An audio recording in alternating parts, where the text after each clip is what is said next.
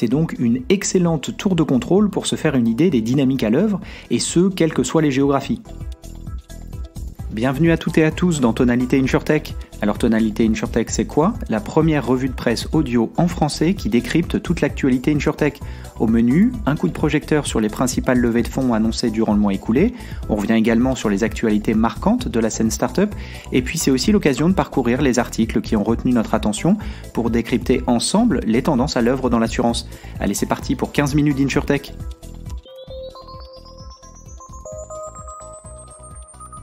Comme chaque mois, on revient sur les deals annoncés dans les semaines passées. Et sans surprise, le mois d'août a été relativement calme en Europe.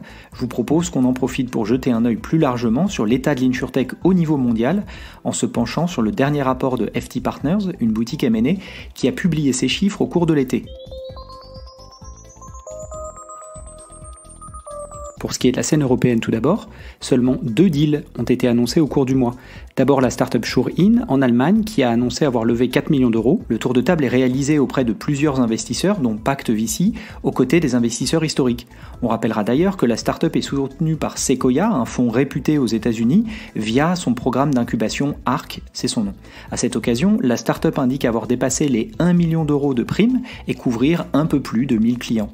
Le ratio prime sur client est intéressant d'ailleurs et donne une indication, si ce n'est de la typologie des clients, du moins de leur taille, à comparer donc avec les autres acteurs ayant levé des fonds récemment. Je pense par exemple à Insify.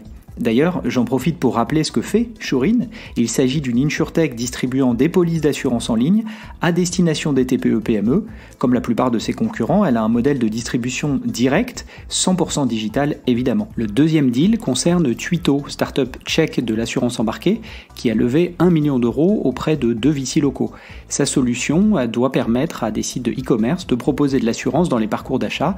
C'est somme toute assez traditionnel et à date, elle le fait notamment sur des sites de location de véhicules de plein air ou de bateaux. Et c'est tout pour le mois d'août. Je vous avais prévenu, c'était très calme. Reste à voir si cela augure d'une relance avec la rentrée de septembre ou si le ralentissement observé depuis le début de l'année va se poursuivre encore sur le deuxième semestre. Pour essayer de s'en faire une idée, je vous propose de parcourir ensemble le dernier rapport publié par FT Partners sur l'état de l'InsurTech à l'issue du deuxième trimestre. Publié début août, le rapport analyse, comme à son habitude, tous les deals annoncés sur la scène InsurTech, que ce soit les investissements ou les rachats. C'est donc une excellente tour de contrôle pour se faire une idée des dynamiques à l'œuvre, et ce, quelles que soient les géographies. En particulier, je mettrai en avant 5 choses à retenir de ce rapport, selon moi. D'abord, le ralentissement des investissements semble être terminé. En effet, pour le 3e trimestre consécutif, le nombre de deals annoncés est stable, voire légèrement en hausse par rapport au trimestre précédent. Mais le nombre de tours de financement et le total des investissements restent tous les deux à des niveaux bas par rapport à ce qu'ils ont pu être il y a encore quelques temps.